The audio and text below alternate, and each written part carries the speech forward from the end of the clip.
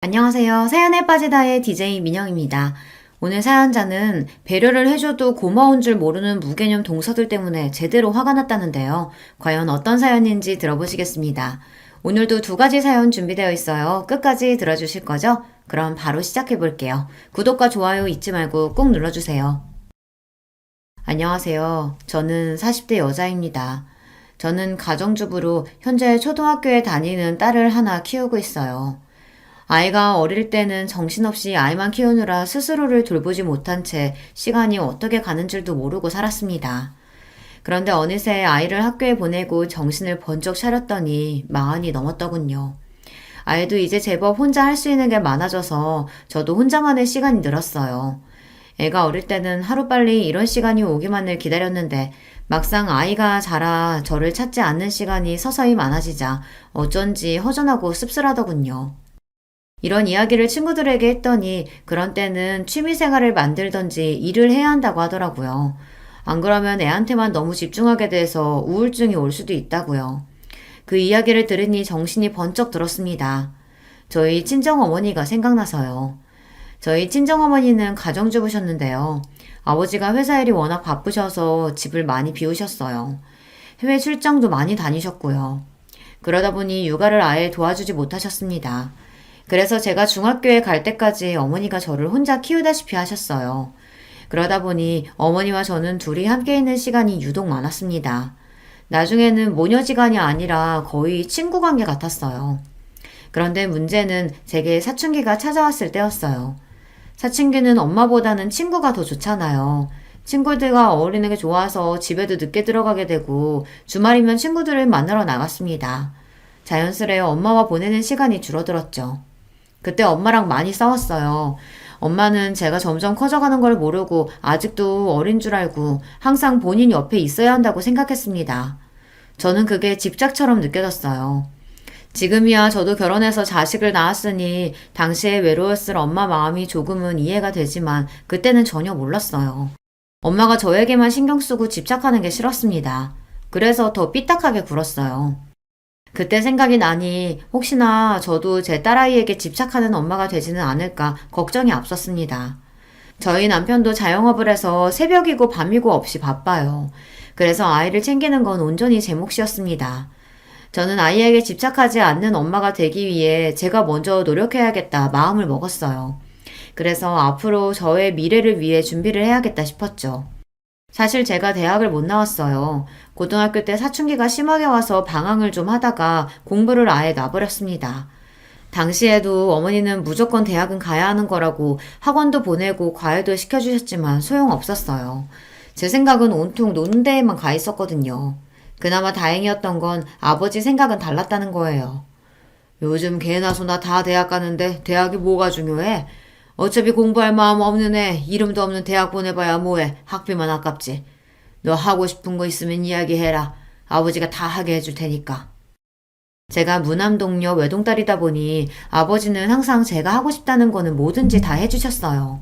사실 저도 이제와 말이지만 아마 저도 모르는 사이 그런 아버지의 다정함에 기대해 아무 생각 없이 살았는지도 몰라요. 제가 뭘 하든 아버지는 항상 곁에서 든든한 버팀목이 되어주셨으니까요. 저는 결국 대학에 떨어지고 아버지의 소개로 중소기업 비서로 일하게 됐습니다.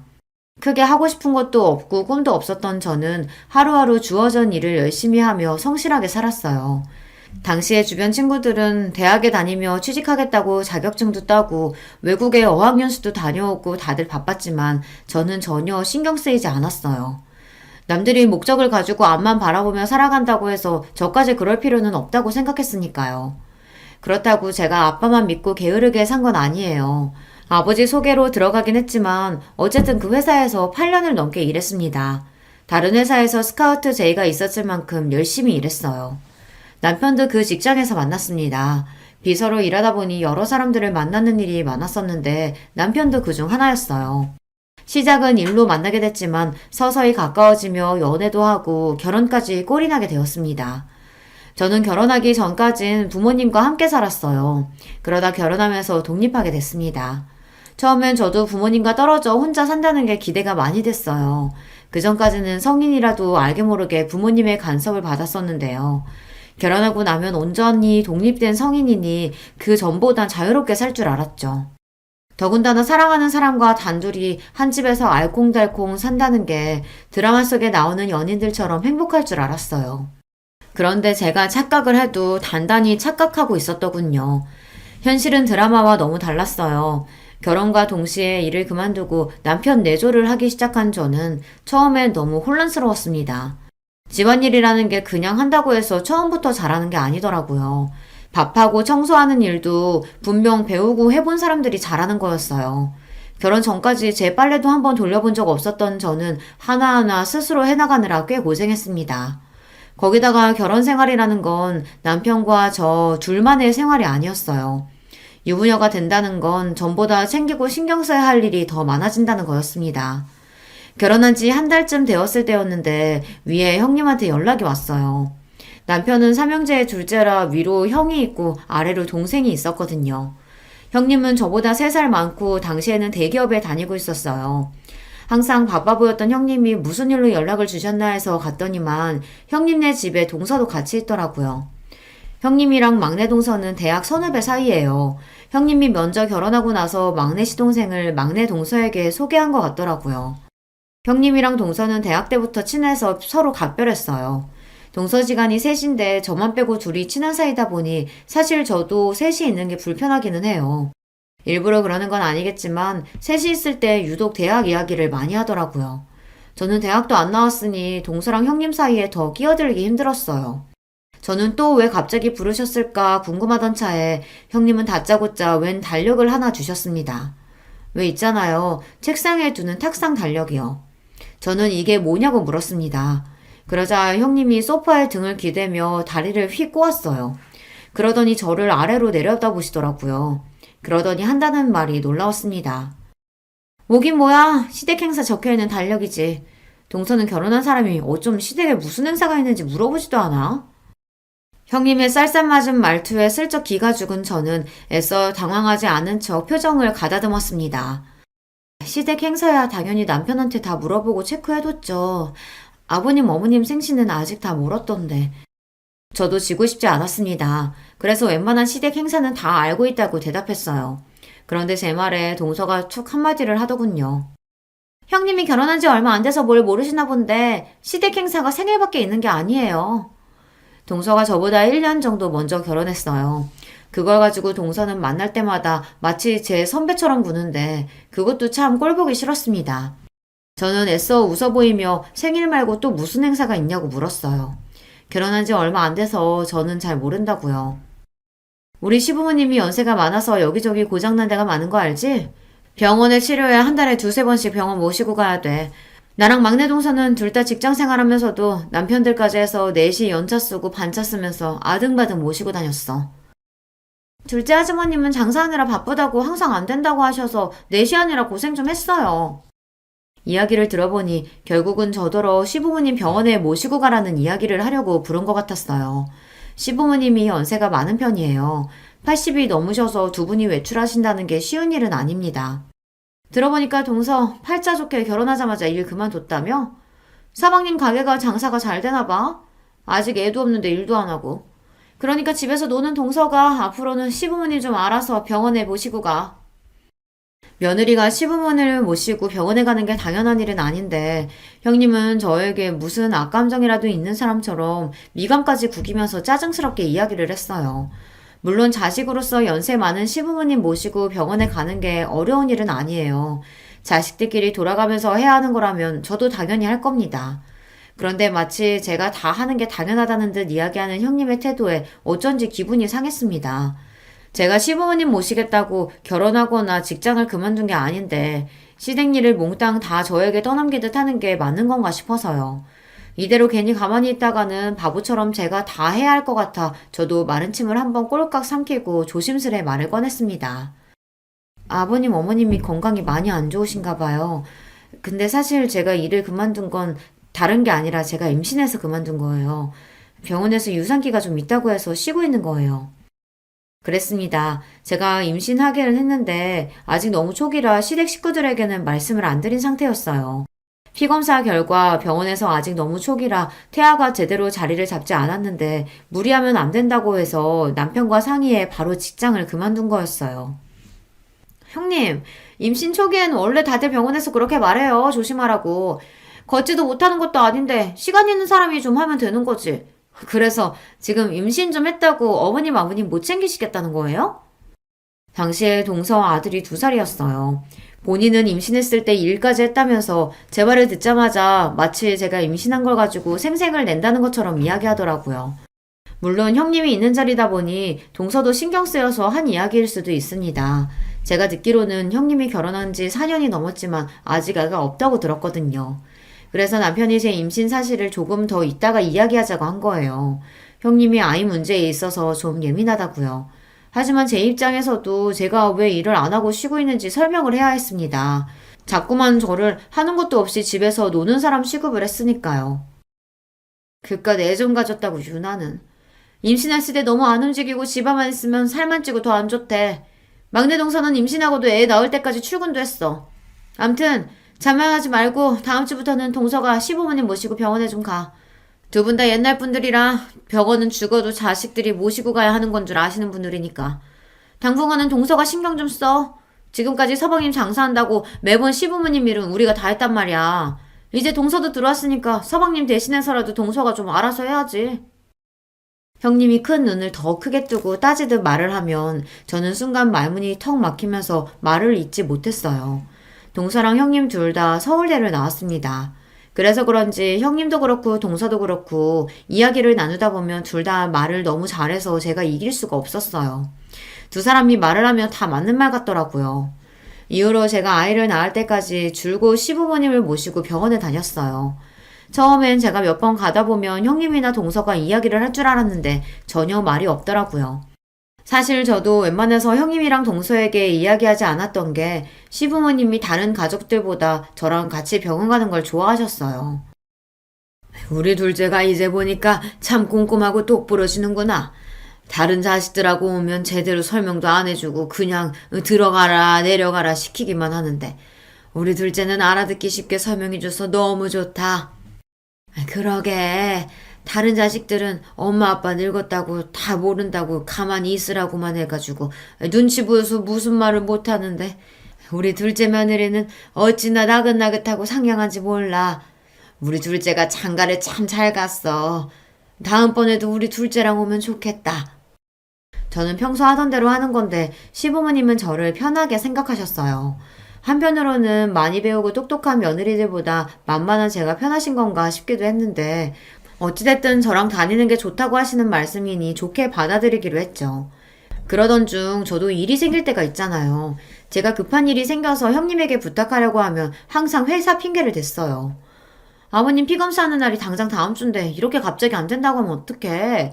동서가 집에 있어서 잘 모르나 본데 우리 회사는 한 주 전에 연차 못 내. 나는 안 되니까 동서한테 부탁하든지. 형님, 저는 직장 다니면서 애까지 키우는 워킹맘이에요. 형님이 아직 애가 뱃속에 있어서 모르니까 그러시는데 그 제 귀중한 열차를 그런 데 쓸 수는 없다고요. 형님도 동서도 바빠서 그러는 거 이해 못하는 거 아닙니다. 시부모님 일이니 아들들이 하는 게 맞는 건데 이런 일로 며느리들끼리 싸울 일도 아니고요. 하지만 동서나 형님이나 제가 뭔가 이야기를 했을 때 나오는 반응이 너무 기분이 나빴어요. 차라리 전화를 안 받는 게 낫지 받으면 꼭 듣기 싫은 소리를 한마디씩 하더라고요. 항상 저는 뭘 모른다는 식으로 이야기하는데 정말 기분이 나빴어요. 그래서 한 번은 너무 마음이 안 좋아서 남편에게 하소연을 했습니다. 형님이랑 동서가 너무하는 것 같다고요. 그러자 남편도 놀랐는지 저에게 너무 미안해했어요. 여보 미안해. 내가 새벽부터 저녁까지 일만 하느라 우리 자기 너무 힘들게 하네. 이번에 병원 가는 건 내가 무슨 일이 있어도 갈 테니까 걱정하지 마. 그리고 형수랑 재수씨 만나면 내가 따끔하게 한마디 할게. 우리 자기 힘들게 하지 말라고. 남편이 저 기분 나아지라고 하는 말인 거 알지만 그래도 남편이 제 편을 들어주니 저는 좋았습니다. 남편이 식당을 운영해요. 사장인데다가 음식까지 본인이 직접 만들다 보니 새벽부터 시장 가서 장 보고 가게 마감까지 합니다. 그러다 보니 쉬는 날이 거의 없어요. 그래도 남편은 저와의 약속을 지켜줬습니다. 한 달에 한 번은 가게 문을 닫고 시부모님을 병원에 모시고 갔어요. 그리고 제가 만삭이 돼서 배가 불러왔을 때는 남편이 직접 나서서 시부모님과 다른 가족들에게 이야기했습니다.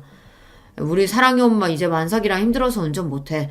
내가 한 달에 한 번은 가게 문 닫고 어머니 아버지 모시고 병원 가겠지만 나머지는 아버지 어머니 두 분이서 가시던지 형제들이 알아서 해.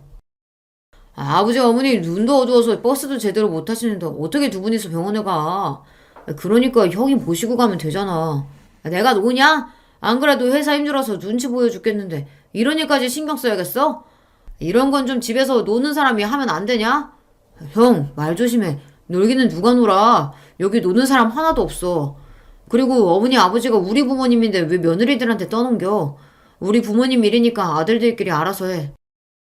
남편도 좋게 이야기하고 싶었지만 다들 제가 시부모님을 모시고 병원에 가는 걸 너무 당연하게 생각하는 분위기라 남편도 기분이 상해서 목소리가 격해졌습니다. 어머, 우리 작은 아주머님 평소엔 말씀이 없으셔서 과묵한 줄 알았는데 엄청 사랑꾼이시구나. 작은 형님은 너무 좋겠다. 그쵸, 형님?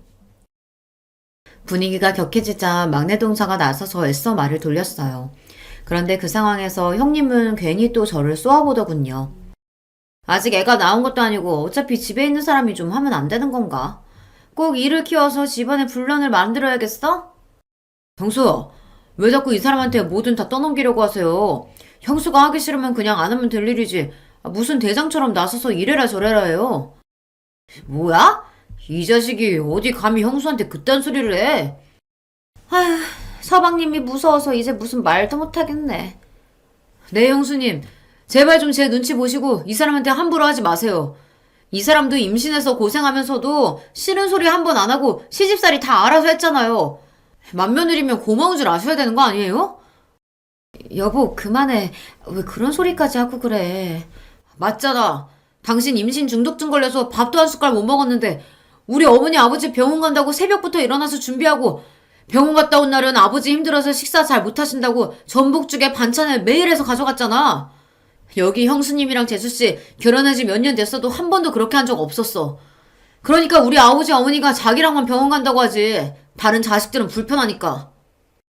제가 임신한 동안 내내 중독증으로 고생을 좀 했어요. 배는 나오는데 자꾸만 살이 빠질 정도로 잘 먹지도 못하고 서 있기 힘들 정도로 빈혈에 시달렸습니다. 그런 와중에 저는 형님이나 동서에게 싫은 소리 듣는 게 싫어서 시부모님과의 약속을 지켰어요. 임신해서 힘들고 아픈 건 제 문제니까요. 그런 소리를 남편이 가족들 앞에서 하는 게 생색내는 것 같아 민망하긴 했지만 어쨌든 속은 시원했습니다. 현수님, 그거 임신 중독증 정말 힘들다던데 고생 많으셨네요. 앞으로 출산까지는 다른 건 걱정하지 마시고 푹 좀 쉬세요. 형, 미안해. 우리가 매일 바쁘다는 핑계로 너무 형수님한테 떠넘겼지. 앞으로는 나도 신경 쓸게. 그나마 시동생은 사람이 순하고 착해요. 철딱서니 없고 아무 말이나 하는 동서에 비하면 아까웠죠.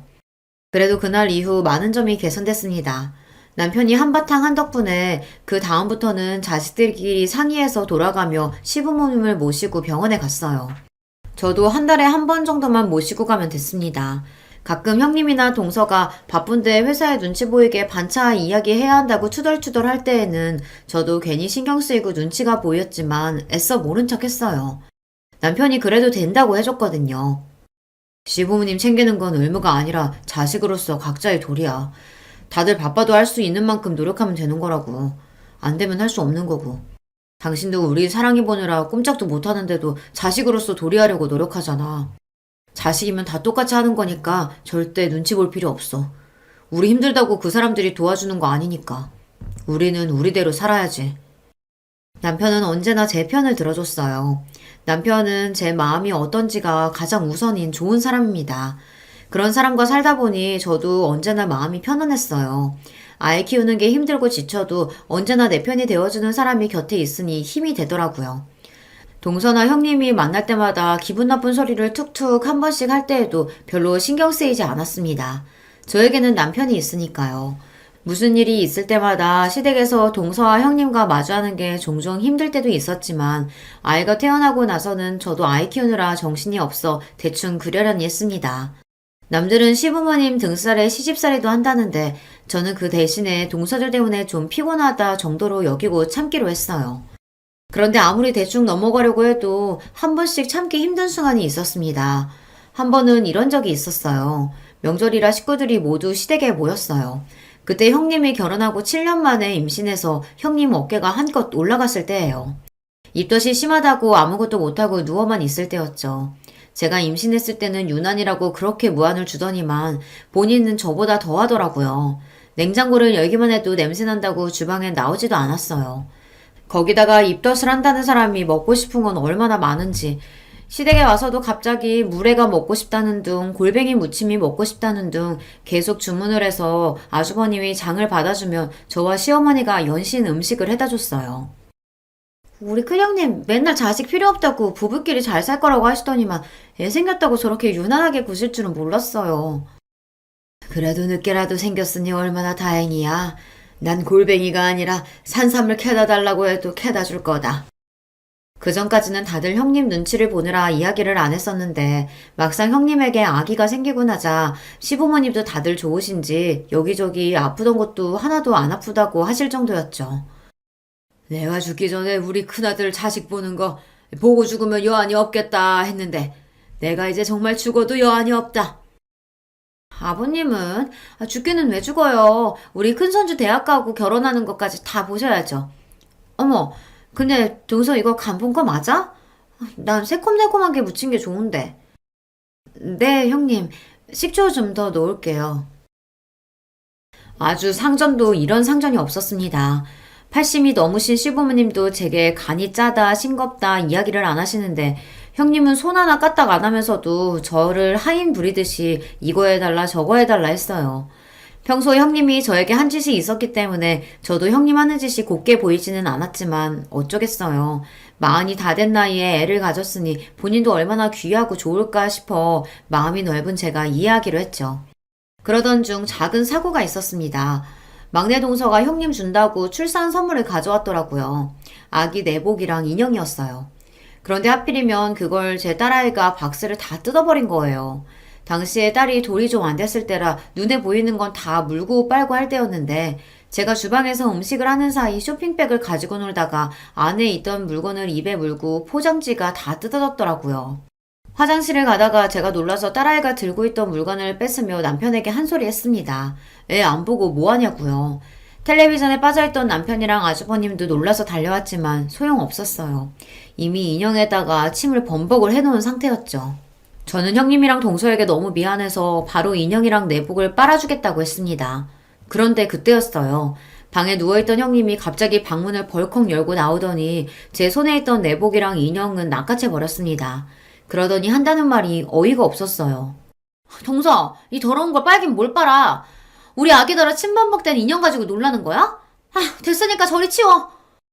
주아가 요즘 이가 나느라 잇몸이 간지러운지 아무거나 이로 깨물더라고요. 형님, 애기 침이니까 빨면 괜찮을 거예요. 이리 주세요. 제가 금방. 형님은 평소에도 워낙 애침이나 똥 이런 걸 유난히 못 견뎠어요. 저나 동서가 애들 응가해서 씻기거나 하면 자기는 비위가 약하다며 방에 들어가 버리곤 했습니다. 그래도 이제는 본인도 아기가 생겼으니 좀 나아졌을 줄 알았어요. 그런데 여전히 아기가 침 좀 묻힌 거 가지고 호들갑을 떨더라고요. 됐다니까? 나 이렇게 더러운 건 내 새끼한테 못 주니까 그냥 갖다 버려. 아까우면 그냥 주아 쓰게 두든지. 애침 가지고 더럽네 뭐네 하는데도 저는 평소 형님 성격을 잘 알다 보니 좋게 넘어가려고 했습니다. 그래서 어떻게든 깨끗하게 빨아주려고 했어요. 그런데도 형님은 끝까지 필요 없다고 소리를 지르며 제게 인형을 던졌습니다. 형수, 지금 뭐 하시는 거예요? 애가 그럴 수도 있지 뭘 그렇게 예민하게 굴어요. 아유, 그래, 큰애야. 애가 놀다 보면 그럴 수도 있는 거지. 가족끼리 뭘 그런 걸로 따지고 그러냐. 다들 왜 저한테만 그러세요? 제 뱃속에 아기 어떻게 가지는지 몰라서 그러세요? 제가 얼마나 힘들게 가지는데 전 절대 남이 쓰던 거, 침 묻은 거 이런 거 절대 내 새끼한테 안 줄 거예요. 형님이 아이를 시험관으로 어렵게 가셨어요. 병원에서 처음엔 쌍둥이라고 했는데 얼마 전에 쌍둥이 중 한 아이가 계류 유산이 되어 한 아이만 남았습니다. 그러다 보니 모든 게 다 걱정되고 예민할 거예요. 형님의 그런 마음을 저도 같은 엄마로서 충분히 이해는 하지만 어린 제 아이가 한 행동을 가지고 저렇게까지 발작하면서 화를 내니 저도 답답하더군요. 형님도 참, 그렇게 싫으시면 제가 하나 더 사드릴게요. 작은 형님, 이건 그냥 주워주세요. 큰형님 건 제가 하나 더 사죠, 뭐. 평소 형님 일이라면 형님 편만 드는 동서도 이 상황이 민망했는지 저를 보며 눈빛을 다 보내더라고요. 그냥 본인이 알아서 하겠다고요. 참 쉽지 않습니다. 나이 들어서 내 새끼 키우고 가정을 챙기는 것만으로도 지치고 힘든데 형님 눈치까지 보고 살려고 하니 나날이 힘들었어요.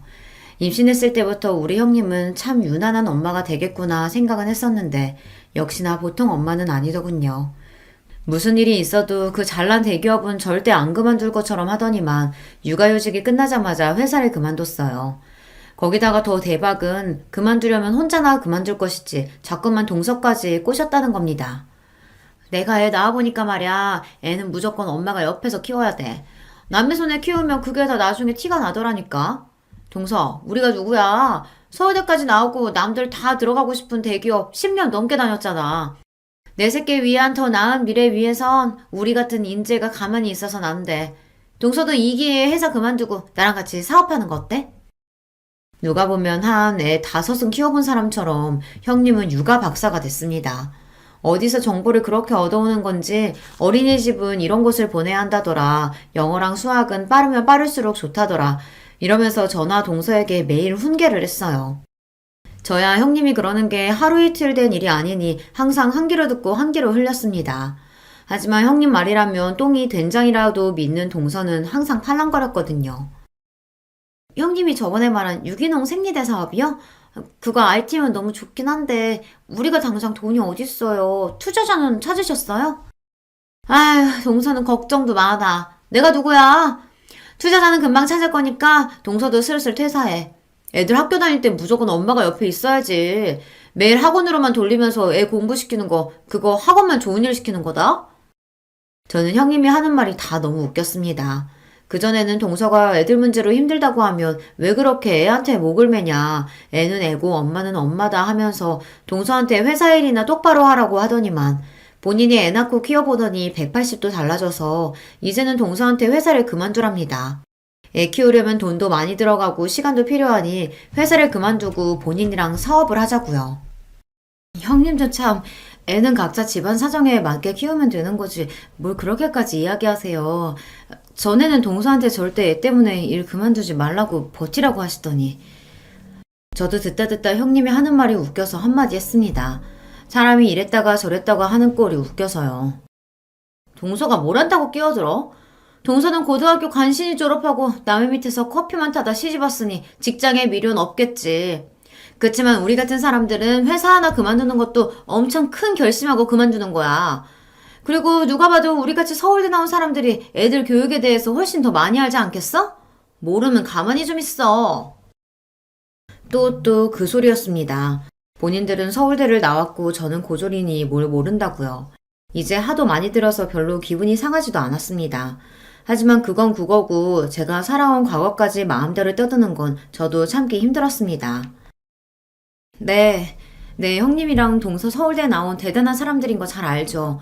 근데요, 저 같은 고졸도 결혼하고 아이 생겼다고 10년 가까이 다녔던 직장 그만두는 거 쉬운 일 아니에요. 저도 어렵게 결정했어요. 어머머, 뭐래? 동서, 누가 보면 내가 동서 고졸이라고 무시한 줄 알겠어. 안 그래, 막내 동서? 그러게요. 작은 형님 본인이 대학 안 나와놓고 우리가 학교 얘기하고 그러는 게 거슬렸나 봐요. 작은 형님 죄송해요. 앞으로는 조심할게요. 형님도 동서도 참 얄밉습니다. 자기들이 대놓고 저를 고졸이라고 무시해놓고는 제가 듣기 싫다는 식으로 이야기하면 항상 그런 적 없다는 식으로 잡아댔어요. 저도 이제 결혼한 지 벌써 10년이 다 됐습니다. 그동안 동서랑 형님이랑 말도 못할 정도로 별의별 일이 다 있었죠. 저한테 왜 그러냐고 하소연도 해보고 대놓고 기분 나쁘다고 해보기도 하고 남편에게 이야기도 했습니다. 그런데 다 소용없었어요. 제가 뭘 하든 형님도 동서도 저를 다르게 대할 생각이 전혀 없으니까요. 오히려 제가 싫은 티를 내면서 형님이고 동서를 건드리는 게 더 분란을 만들었어요. 괜히 저 때문에 어른들 앞에서 남편이랑 아주버님, 시동생이 다투기도 했으니까요. 그 이후로는 저도 형님이고 동서를 그냥 다 무시하기로 했습니다. 그 사람들이 잘나든 잘나지 않든 그냥 저랑은 많이 다른 사고방식을 가진 사람들이라고 생각하기로 했어요. 저에게 기분 나쁜 소리를 해도 웃어넘기고는 했죠. 그런데 저 혼자서만 노력한다고 해서 되는 게 아니더군요. 어느 날이었습니다. 주말 아침부터 형님에게 연락이 와 받았는데 오늘 형님네 조카 생일잔치라고 저더러 집에 와서 좀 도와달라고 하더라고요. 동서, 오늘 서방님 집에 계시지? 서방님한테 주화 좀 맡기고 우리 집에 오늘 와줄 수 있을까? 우리 유리 생일이라 집으로 친구들 초대했는데 도와주겠다고 했던 친구가 갑자기 일이 생겨서 못 온다고 그러네. 조카 생일이라 집에서 생일 파티를 하는데 음식이랑 파티 준비를 도와주기로 했던 친구가 갑자기 일이 생겨서 못 오게 됐답니다. 그래서 저에게 도와달라는 거였어요. 그런데 저도 아이랑 약속이 있어서 아무래도 안 될 것 같아 형님 부탁을 거절했습니다. 상황은 알겠는데 어쩌죠? 저도 오늘은 주아랑 볼일 치러 가겠다고 약속해서 오늘은 좀 힘들 것 같은데 동서는 시간 안 된대요? 평일에 학원 다니느라 고생하는 딸아이가 이번 주말만큼은 가족들이랑 볼링 치러 가고 싶다고 해서 이미 약속을 한 상태였는데 제가 빠지기가 미안했습니다. 막내 동서도 당연히 불렀지. 근데 나나 막내 동서나 둘 다 공부만 할 줄 알지 음식 솜씨는 영 없잖아. 음식은 동서가 잘하니까 와서 좀 도와줘. 아니 볼링장이야 내일 가도 되잖아. 마음이 급하기는 한지 형님이 웬일로 저에게 좀 도와달라고 애원을 하더군요. 저는 고민 끝에 남편과 딸에게 볼링장은 내일 가자고 잘 이야기하고 형님네로 갔습니다. 역시나 형님이었어요. 고작 10살짜리 생일 파티를 거하게도 준비하셨더군요. 이벤트 업체에서 파티용품이랑 마술사까지 불렀다더라고요. 아무튼 우리 형님 유난하다니까. 이럴 거면 음식도 업체 부르면 되지. 왜 굳이 집에서 직접 하겠다고 한 거예요? 웬만한 건 배달 시켰지. 근데 우리 유리가 떡볶이랑 김밥은 작은 엄마가 한 게 제일 맛있다잖아. 꼭 친구들한테 자랑하고 싶다고 작은 엄마 불러달라고 난리 치는데 어쩔 수가 없었어. 어쩐지 이상하다 싶기는 했습니다. 항상 비싸고 좋은 것만 좋아하는 형님이 웬일로 저에게 김밥이랑 떡볶이를 만들어 달라고 하나 했더니만 조카가 제가 만든 게 제일 맛있다고 했나 보더라고요. 조카가 제가 만들어준 음식이 맛있다고 하니 괜히 더 기분이 좋아져 더 열심히 만들어줬어요. 생일 파티 준비가 거의 마무리되어 가자 조카 친구들이 우르르 도착했습니다. 제가 할 일은 끝난 것 같아 조카에게 생일 축하한다고 인사를 하고 나올 생각이었어요. 그런데 그때 작은 소란이 좀 있었습니다. 조카에게 인사하려고 조카가 친구들이랑 놀고 있던 방에 들어갔더니 애들끼리 이상한 소리를 하고 있더라고요. 뭐? 너네 엄마 대학 안 나왔다고? 헐, 어떻게 그럴 수가 있어? 우리 엄마가 그러는데 대학 안 나오면 인생 망하는 거라던데? 에이, 무슨 소리야. 대학 좀 안 나온다고 인생이 왜 망해? 우리 엄마가 그러는데 인생은 공부만 잘한다고 잘 사는 게 아니라 했어. 그리고 우리 엄마 대학 안 나왔어도 지금 회사 다니면서 잘 살아. 그거야, 너희 엄마가 대학을 안 나왔으니까 일부러 그런 소리 하는 거지. 대학 못 나온 게 창피하니까. 아니거든. 우리 엄마 대학 안 나온 거 하나도 안 창피하거든. 우리 엄마 대학 안 나왔어도 우리 집에는 차 2대나 있어. 완전 부자야. 차가 2대라고 다 부자냐? 집이 넓고 커야 부자지. 너희 집 화장실 하나잖아. 그럼 부자 아니야. 저도 자식을 키우고 있다 보니 애들끼리 별의별 말 다 하는 거 잘 압니다. 조카나 조카 친구나 둘 다 아직 어린애들이니 어른들에게 들은 이야기를 가지고 아무렇게나 하는 말이라는 것도 잘 알고요. 자기들이 무슨 소리를 하는지도 모르고 하는 걸 거예요. 하지만 아무리 몰라서 하는 말이라도 제 조카가 친구에게 한 말은 분명히 상대방 기분을 나쁘게 할 수 있는 말이니 어른으로서 바로 잡아주는 게 맞다 싶었습니다. 유리야, 큰엄마가 들어오다가 우연히 들었는데 친구들한테 그렇게 말하면 안 되는 거야. 친구 엄마 이야기인데 그렇게 함부로 이야기하면 친구가 상처받을 수도 있잖아. 친구들끼리 싸우지 말고 우리 서로 사과할까? 여럿이 있는 앞에서 누구 잘못이라고 이야기하기가 저도 좀 그래서 다시 예쁘게 말을 해보자고 했습니다. 그런데 그때 제 얘기에 조카가 기분이 상했는지 갑자기 울음을 터뜨렸어요. 그러더니 큰 소리를 내며 동서들이 있는 거실로 나갔습니다. 엄마, 작은 엄마가 나한테 뭐라고 했어?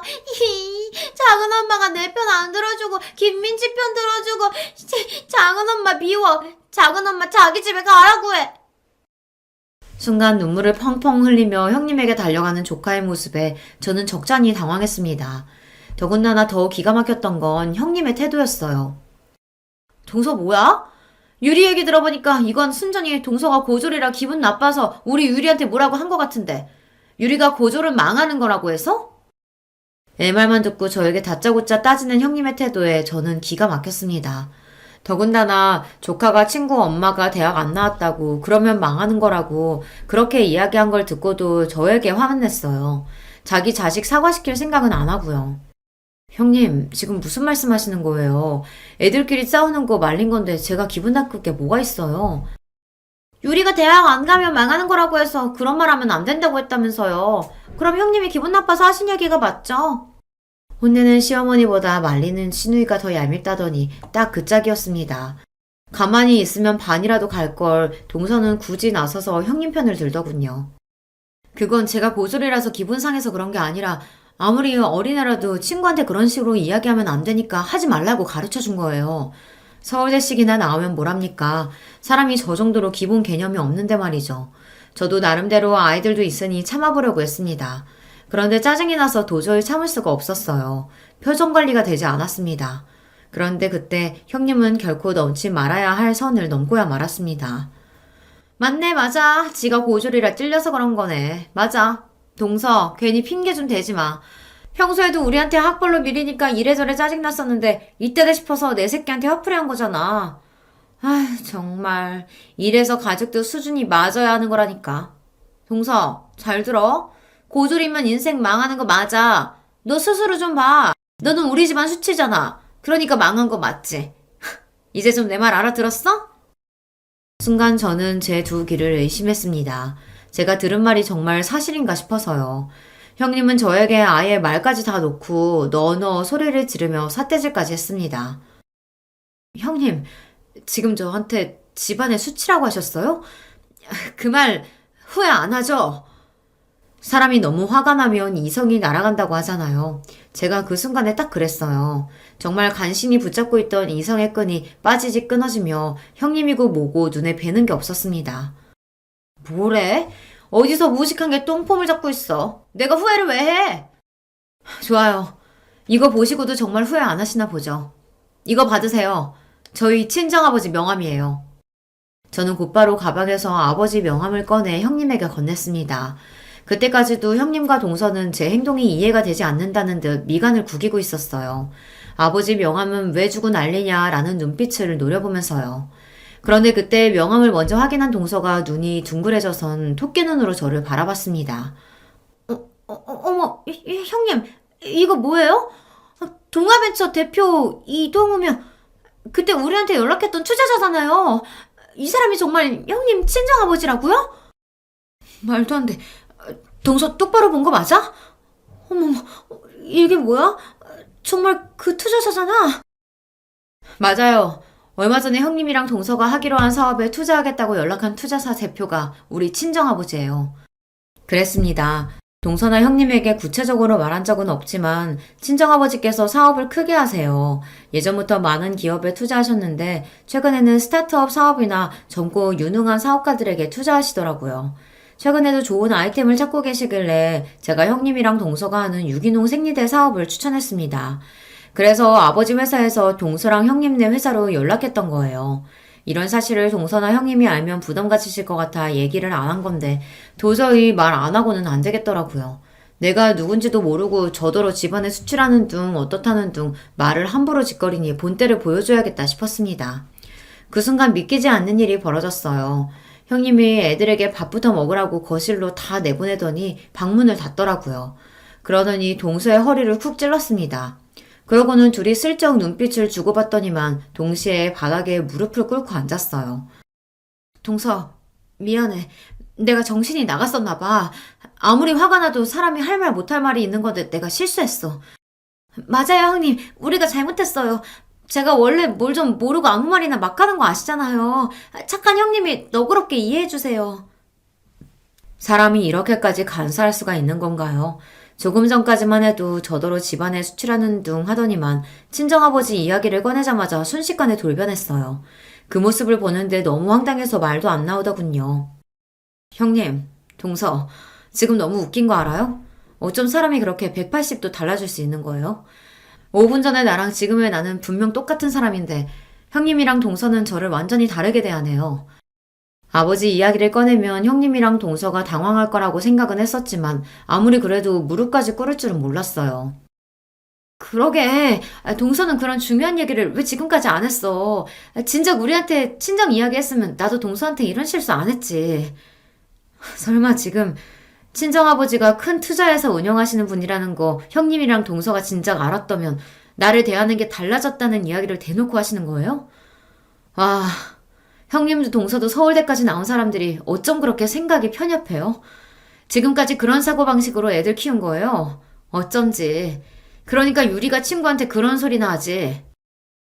형님이고 동서고 둘 다 입만 열었다 하면 헛소리를 하는데 도저히 못 들어주겠더군요. 저도 너무 화가 나서 말이 저절로 튀어나왔어요. 그때였어요. 평소 같으면 제가 싫은 소리 한마디만 해도 둘 다 저를 못 잡아먹어 안달이더니 제가 화를 내며 소리를 질렀는데도 저랑 눈도 못 마주치더군요. 심지어 동서는 제게 다가와서 팔짱을 끼고 친한 척까지 했어요. 형님, 마음 상한 것 좀 푸세요. 우리가 어떤 사이예요? 우린 가족이잖아요. 형님 친정아버지께 저희 이야기 안 하실 거죠? 그냥 그대로 투자하라고 이야기해 주실 거죠? 그럼. 우리 동서가 얼마나 너그러운 사람인데 이런 일 가지고 이미 투자하기로 한 일을 번복할 리 없지. 세상에 여우도 이런 구미호들이 없습니다. 혹여나 제가 아버지에게 이야기해서 투자 이야기는 없던 거로 하기라도 할까봐 아주 전전긍긍했어요.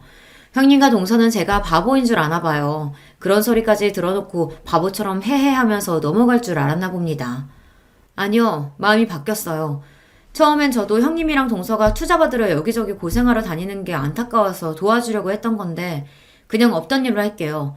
형님이랑 동서도 못 들은 걸로 하세요. 진심이었습니다. 동서나 형님이나 저에게 특별히 잘한 것도 없어도 그래도 가족이라고 저는 나름 도와주려고 했던 건데 지금 와 생각해보니 바보처럼 왜 그러려고 했나 싶어요. 저는 없던 일로 하겠다고 엄포를 놓고 형님네 집에서 나왔습니다. 그런데 동서나 형님이나 얼마나 똥줄을 타는지 놀라서 엘리베이터까지 쫓아나오더라고요. 심지어 신발도 안 신고 맨발로요. 동서, 이렇게 가면 어떡해? 나랑 얘기 좀 하고 가. 형님과 동서가 엘리베이터를 잡으러 다급하게 달려오는데 저는 쳐다도 보지 않고 엘리베이터 문을 닫아버렸습니다. 저야 이제 형님이고 동서고 볼 일 없으니까요. 그날 이후 저희 세 사람의 관계는 많은 게 달라졌습니다. 동서와 형님은 그날부터 매일같이 저에게 전화를 걸고 찾아왔어요. 그러면서 한다는 말이 본인들이 어떻게 하면 마음을 풀 거냐고 했어요. 동서, 이거 강남 신세계에서 제일 잘 나가는 디저트래. 동서 디저트 좋아하지? 내가 2시간이나 줄 서서 사온 거니까 얼른 먹어봐. 귀찮게 왜 이런 걸 사오셨어요? 근데 형님, 이런 거 사러 다닐 시간에 투자자부터 찾아다니셔야 하는 거 아니에요? 어머, 형님, 그게 무슨 말씀이세요? 우리 회사 투자는 형님 친정아버지께서 해주실 거잖아요. 형님도 동서도 여간 내기가 아닙니다. 웬만해선 포기할 조짐이 안 보였어요. 심지어 최근엔 매일같이 저희 딸 학교 앞까지 찾아와서 애한테 선물까지 사주고 학원 하원까지 해서 집에 데려다주고 가요. 진심 귀찮아 죽겠습니다. 올 때마다 어울리지도 않은 애교를 부려가며 자기들이 지금까지 너무 미안했었다고 용서해 달라네요. 형님, 오늘은 제가 왔어요. 매일 만나니까 너무 좋죠? 아버님께 저희 상품 이야기는 하셨어요? 동서, 자꾸 귀찮게 왜 이래? 나 아버지한테 투자 이야기 할 생각 없다니까. 형님, 제발요. 저희 올해까지 투자 못 받으면 사업 접어야 돼요. 제발 좀 도와주세요. 동서랑 형님은 번갈아 찾아와 세상 귀찮게 하며 징징거립니다. 아주 귀찮을 정도로요. 여러분이라면 어떻게 하시겠어요? 자기들이 서울대 좀 나왔다고 고졸인 저를 무시하며 집안에 수치네 어쩌네 이런 소리까지 한 사람들을 용서하고 친정에 얘기해서 투자까지 받게 해주는 게 맞는다고 생각하세요? 동서랑 형님이 거의 매일같이 찾아와 제 앞에서 친한 척을 한 지도 벌써 반년이 다 되어가요. 매일 무릎만 안 꿇었다 뿐이지 그때 일은 미안하다고 매일 싹싹 빕니다. 저도 처음엔 절대 용서해주지 않을 생각이었지만 반년 동안 쫓아다니며 잘못했다고 사과하니 저도 살짝 마음이 움직여요. 저 어떻게 하면 좋을까요? 여러분의 의견 댓글로 남겨주시면 하나하나 꼼꼼하게 읽고 참고하도록 하겠습니다. 흥분해서 정신없이 떠내려간 제 이야기 끝까지 들어주셔서 감사해요. 여러분의 가정에는 언제나 화목한 일만 가득하시길 바라겠습니다. 안녕하세요. 저는 일산에 사는 30대 여성입니다. 결혼해서 현재 5살짜리 여자아이가 하나 있어요. 남편은 직장을 다니다가 그만두고 지금은 작은 사업을 하고 있습니다. 원래는 직장을 다녔는데 잘 다니던 직장 그만두고 사업을 시작했어요. 오늘 제가 이 이야기를 시작하게 된 이유가 되는 게 바로 남편의 사업 관련 문제입니다. 뭐 정확히는 그것 때문이라기보다 그걸로 인해 발생한 문제들이긴 하지만요. 어쨌든 사업을 안 했으면 일어나지도 않았을 일들이니까 사업 때문이 맞긴 하죠. 남편이랑은 연애 결혼을 했어요. 우연히 지인과 함께한 술자리에 남편이 오게 됐고 자연스럽게 친해졌습니다. 그리고 얼마 뒤에 고백받았고요. 2년 연애하고 결혼했어요. 저는 평범한 집안에서 평범하게 컸거든요. 공부를 딱히 잘하거나 하는 특출난 재능이 있는 건 아니라서 학교도 그냥 평범한 학교로 나왔습니다. 요즘 같은 시대에는 평범한 학벌 가지고 좋은 회사에 취직하기 힘들잖아요. 그래서 작은 중소기업에서 일을 했어요. 남편은 그래도 대기업까지는 아니어도 나름 이름을 대면 알만한 회사를 다니긴 했습니다. 당연히 월급도 저보다 훨씬 많았고요. 그래서 그런지 시어머니는 처음부터 저를 탐탁지 않게 생각했어요. 제가 남편에 비해 많이 모자란다고 말이죠. 제 친구들은 남편 정도 되는 스펙이 뭐가 그렇게 대단한 스펙이냐며 그런 시어머니를 도통 이해할 수 없어 했지만 뭐 자기 아들이 잘났다고 생각하는 건 모든 부모의 마음이니 그러려니 했습니다.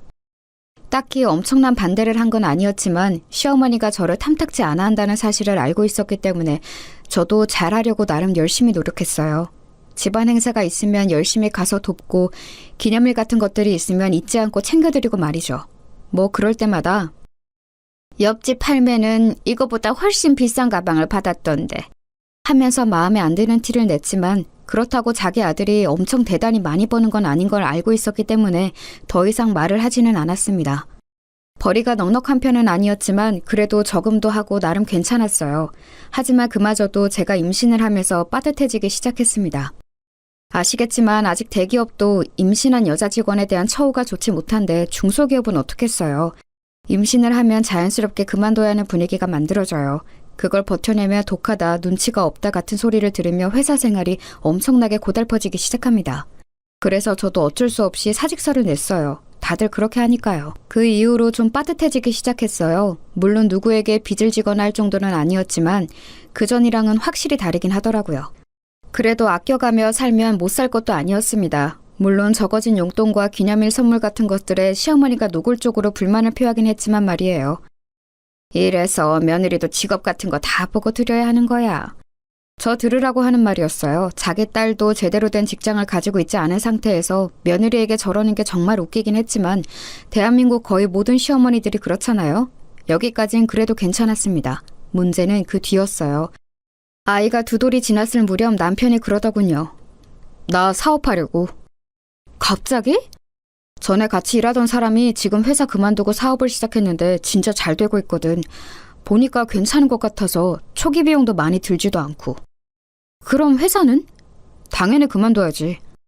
장난해? 미래가 보장된 일도 아닌데 남이 하는 거 보고 잘 된다고 덜컥 회사를 그만두고 사업을 한다는 게 무슨 말이야 대체. 나 진짜 잘할 수 있어. 안 돼? 불확실한 일은 미래를 걸 수는 없잖아요. 그리고 어느 누가 잘 다니던 회사를 그만두고 사업을 시작한다는 남편을 반가워하겠어요. 그래서 정말 결사반대를 했습니다.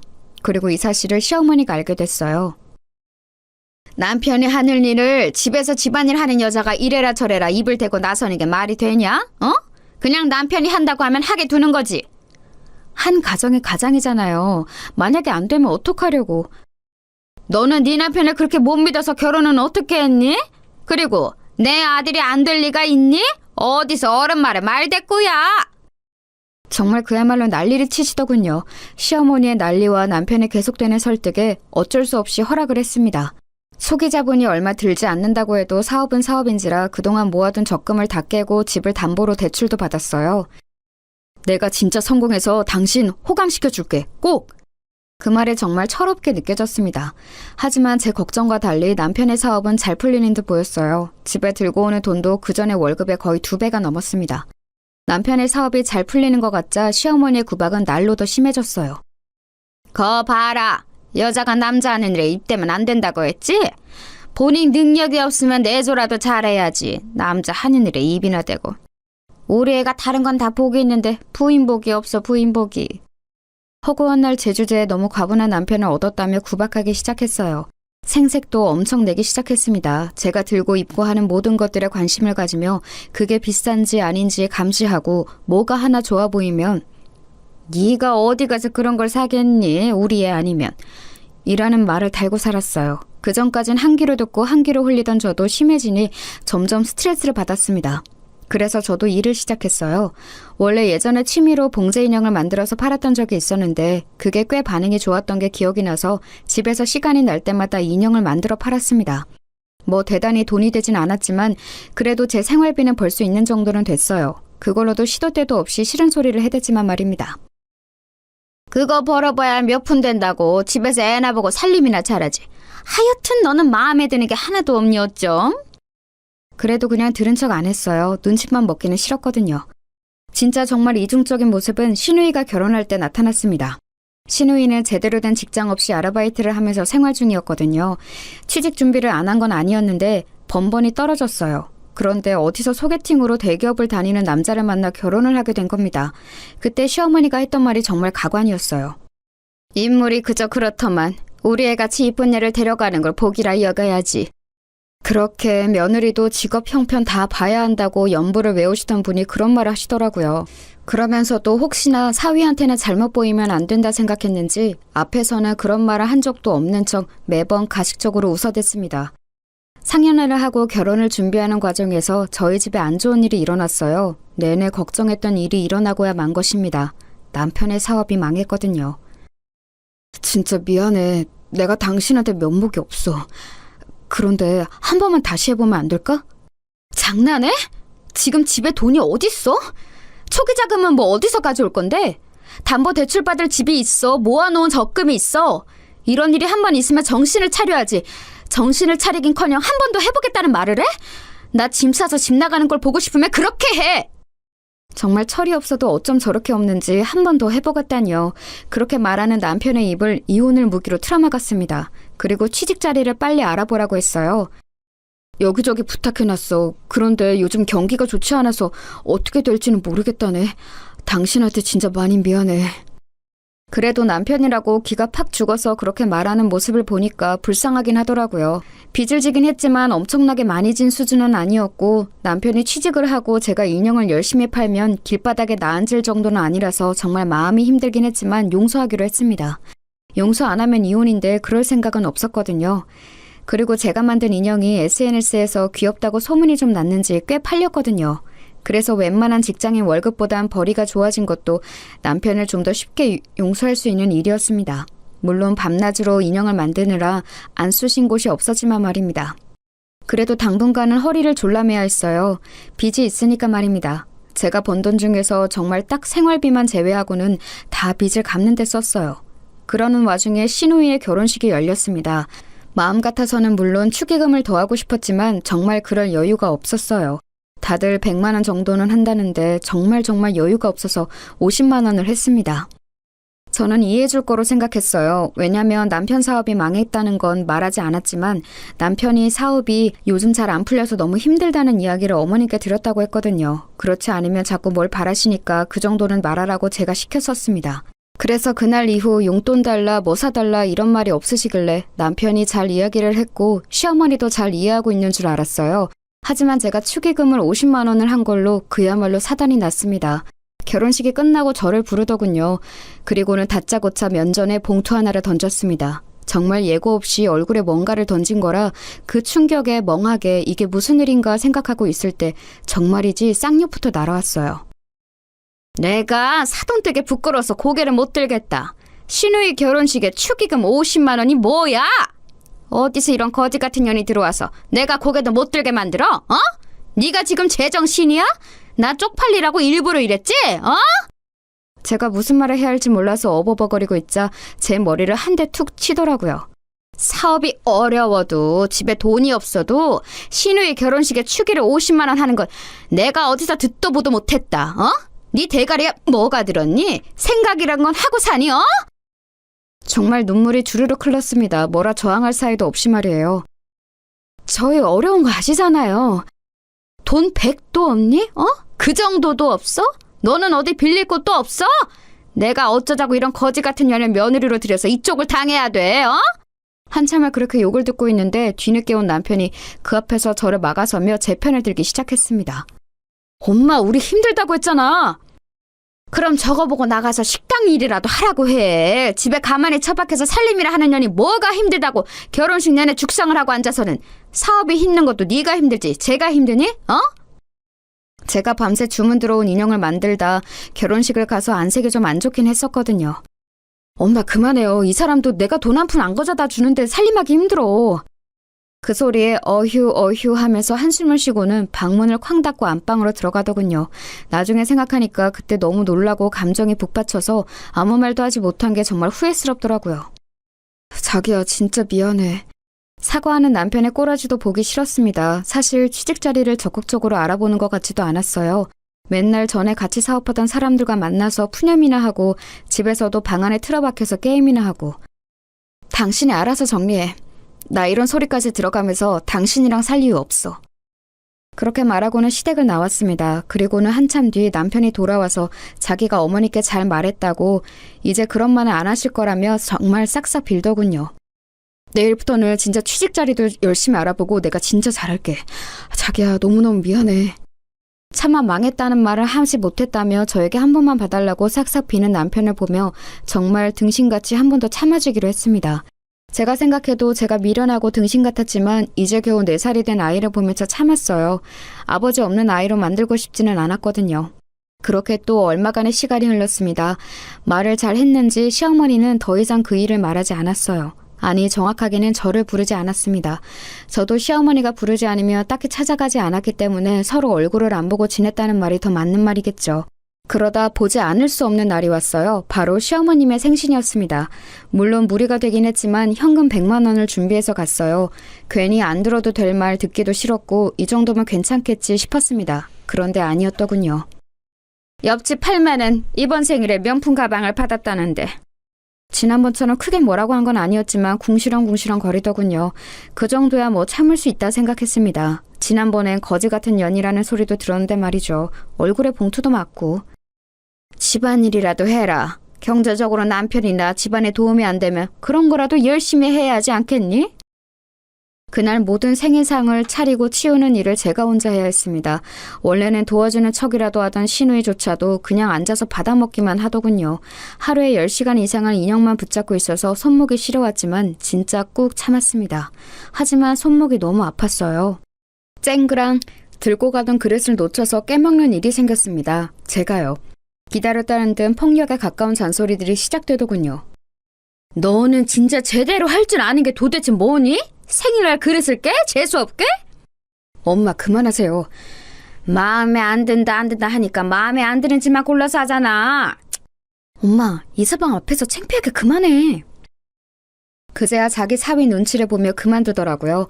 그러면서도 틈만 나면 저를 흘겨봤습니다. 그리고 그 이후로 정말 엄청난 시집살이가 시작됐어요. 경제력에 도움이 안 되면 집안일이라도 열심히 해야 하지 않겠니? 라는 말은 그냥 했던 말이 아니었던 겁니다. 그 뒤로 틈만 나면 저를 불러다 집안일을 시키더군요. 처음 몇 번은 참고 가서 했습니다. 하지만 그 이후에는 참고 아니고를 떠나 시간이 되질 않았어요. 인형 주문이 점점 더 많아졌거든요. 안 그래도 방 안에 틀어박혀서 하루 종일 게임이나 하는 남편도 너무 꼴보기 싫었는데 시어머니까지 쌍으로 저러니까 정말 당장이라도 짐 싸서 집을 나가고 싶었습니다. 하지만 거의 초인적인 힘으로 그런 마음을 참아가고 있었어요. 그러던 중에 이혼만은 하지 않겠다던 제 아내 결심을 단번에 뒤지는 사건이 또 일어나고야 맙니다. 시어머니가 일을 하라고 불렀고 저는 가지 않았어요. 그랬더니 전화가 오더라고요. 당장 집으로 오지 않고 뭐하니? 와서 일 좀 도우라고 내가 말했잖니. 요즘에 애비가 돈을 못 벌어와서 제가 아르바이트 같은 걸 하고 있거든요. 그래서 도저히 갈 수가 없어요. 잠시 정적이 흘렀습니다. 지금 돈 번다고 시어머니한테 유세 부리는 거야? 일을 못 뺀다는 말씀을 드리는 거예요. 그런 알바에서 몇 푼이나 번다고 유세는 유세야. 당장 못 와? 내가 집으로 찾아가리? 더 이상 참을 수가 없겠더라고요. 방에서 여전히 게임을 하는 중인지 남편이 욕하는 소리가 들려왔습니다. 그 순간이었던 것 같아요. 이 집구석을 반드시 탈출해야겠다고 생각하게 된 게 말입니다. 지금 갈게요. 오늘 결론을 지어야겠다 결심하고 전화를 끊었어요. 그리고는 게임을 하고 있는 남편 방으로 들어가 코드를 뽑았습니다. 지금 뭐하는 짓이야? 이거 다 이긴 게임인데 당신 미쳤어? 미친 건 내가 아니라 너지. 당장 나 따라와. 제가 험악한 표정으로 정색하며 말하자 움찔하더군요. 어딜 가는데? 니네 집 가니까 당장 따라 나와, 죽고 싶지 않으면. 그리고는 남편을 데리고 시댁으로 향했습니다. 갔더니 신우이가 와 있더라고요. 언니, 왜 이렇게 늦게 와요? 이서방 오기 전까지 저녁 다 차려야 하는데 1시간도 안 남았어요. 꼴에 일을 한다고 시위하는 거지. 빨리 부엌 안 들어가고 뭐해? 그렇게 말하는 시어머니와 시누이를 한 번 쓱 보고는 거실 소파에 앉았어요. 너 뭐하니? 일하라니까? 할 이야기 있으니까 여기 다들 앉으세요. 당신도 앉아. 남편을 보고 말했습니다. 남편이 눈치를 살피더니 제 앞에 앉더군요. 너 지금 무슨... 앉으시라고요. 저 이야기 시작도 안 했어요. 제가 정색을 하며 그렇게 말하니 뭐라 중얼거리며 앉긴 앉더군요. 이런 제 모습은 생전 처음 봤겠죠. 고분고분 말을 잘 듣는 며느리였으니까요. 그래, 앉았다. 어디서 버릇없이 어른을 앉으란 말아. 저 이 사람이랑 이혼하려고요. 그 말에 남편이 놀라서 저를 보더군요. 시어머니와 시누이도 마찬가지였고요. 자기야, 아무리 화가 나도 그렇지 이혼이라니. 그런 말을 이렇게 함부로 하면 어떡해. 함부로? 내가 그냥 하는 말 같아? 그리고 나 생각 많이 하고 내린 결정이야. 이혼해. 이 인연이 지금 어른 앞에서 지 일 좀 시켰다고 남편한테 이혼한다 만다 소리를 하면서 협박하는 거야? 어? 뭐 이런 게 다 있어? 언니, 문제가 있으면 둘이서 해결하지. 여기서 이러는 거 좀 아닌 것 같네요. 왜 아니에요? 제가 이혼하려는 이혼 사유에는 오빠 문제도 있지만 어머니 문제도 큰데? 뭐? 이게 한참 못난 며느리 아들이 좋다고 하니 반대 없이 허락해준 걸로 감지덕지해야지. 내가 네 속을 모를 줄 알아? 사업 좀 안 풀린다고 바로 이혼 이야기를 꺼내? 좀 안 풀리는 거 아니라 망했어요. 그 말에 시어머니가 멈칫하더군요. 뭐? 망했다고요. 이 사람 거의 1년째 백수생활 하면서 집에서 놀고 먹어요. 매일 방에 틀어박혀서 10시간씩 게임이나 하면서. 오빠, 그게 정말이야? 오빠 망했어? 그 질문에 남편이 고개를 숙이더라고요. 예전 같으면 안쓰러운 마음이 들었을 법도 한데 전혀 그런 마음이 들지 않았습니다. 사업이 하다가 좀 망하고 그럴 수도 있는 거지. 사업 망했다고 남편을 버리는 부인이 어딨어? 어? 사업 망했다고 버리는 거 아니고요. 망한 건 1년 전인데 여태 제가 인형 만들어다 팔면서 생활비로 쓰고 대출 받은 거 갚고 그래왔거든요. 당장이라도 다시 취직할 것 같이 굴더니 1년째 취직은커녕 노력도 안 하고 하루 종일 집에 처박혀서 게임이나 하고 술이나 처마시러 다니고 그것도 이제는 못 봐주겠고요. 어머님이 돈돈거리면서 저 구박하는 것도 아니 솔직히 구박도 아니고 이 정도 폭언이면 폭력이라고 생각하거든요. 그것도 저는 더 이상 못 받아주겠어요. 이게 버릇없이. 그 버릇없는 며느리 이제 어머님 며느리 안 하겠다고요. 재산 분할도 안 하고 위자료도 달라고 안 할 테니까 그냥 이혼만 할게요. 양육권도 저 주시고요. 어차피 어머님이 키울 생각도 없으실 테니까 만약 안 들어주시면 소송하고요. 자기야. 제가 진심으로 하는 말인 걸 알았는지 남편이 무릎을 꿇더라고요. 무릎도 한두 번이야 내가 속지. 이제 당신 말 안 믿어. 그냥 혼자 그렇게 좋아하는 게임 실컷 하고 술도 마시고 싶은 만큼 마셔. 자기야. 벙쪄있는 시어머니에게 마지막으로 말했습니다. 거지 같은 저 같은 년 말고 돈 많은 부자 며느리 다시 얻으세요. 과연 빚보는 이 남자 그런 여자가 데려갈지 의문이지만. 빚은 제가 열심히 갚는다고 갚았는데 아직 반 이상 남았거든요. 그것도 알아서 하시고. 얘가 못하는 말이 없어? 기가 좀 죽어서도 끝까지 사과 한마디 없더라고요. 만약에 여기서 한마디만 더 하시면 제가 갚은 빚도 재산분할 청구 소송해서 달라고 할 테니까 다들 입 다무세요. 그리고는 벙쪄있는 세 사람을 두고 나왔습니다. 집으로 오자마자 짐을 싸서 친정으로 갔어요. 그 사이에 온 남편이 바짓가랑이를 붙잡았지만 이미 있는 정 없는 정 다 떨어져서 다시 생각할 마음이 들지도 않았습니다. 집으로 와서 그간 있었던 일을 말했어요. 저희 부모님 두 분 다 이혼하라고 노발대발 하시더라고요. 남편은 바로 전화와 문자를 엄청 보내댔습니다. 하지만 정말 있는 정 없는 정이 다 떨어져서 정말 꼴보기도 싫었어요. 그리고 시어머니는 한동안 연락이 없더군요. 그리고 며칠 뒤 전화가 왔습니다. 남편 전화는 다 무시하긴 했지만 시어머니는 어른이기도 했고 또 무엇보다 무슨 이야기를 할지가 너무 궁금해서 받았어요. 여보세요? 아무리 그래도 그러고 나가면 어떡하니? 목소리가 그전에 비해 훨씬 누그러져 있더군요. 아니 본인의 화를 참고 있는지도 모를 일이었지만 일단은 그랬습니다. 욱해서 나온 거 아니고 저도 계속 고민하고 있던 일이었어요. 내가 잘못했으니까 일단 집에는 들어오거라. 어머님이 사과하신다고 한 번에 이해하고 들어갈 거였으면 나오지도 않았어요. 어른이 이렇게 먼저 연락해서 사과하는데 한 번은 들은 척이라도 해야지 않겠니? 어머님 진심으로 사과하시는 것도 아니잖아요. 제가 어머님을 한 해 두 해 본 것도 아니고 저는 들어갈 생각 없고 애비랑 살 생각도 없으니까 그 부분은 포기하세요. 또 승질이 났는지 화를 내려더군요. 그리고는 곧 옆에서 신우이가 말리는 듯한 소리가 작게 들렸습니다. 역시나였어요. 잘못한 걸 알긴 개뿔. 그래도 다시 생각해보렴. 앞으로는 절대 이런 일 없도록 하마.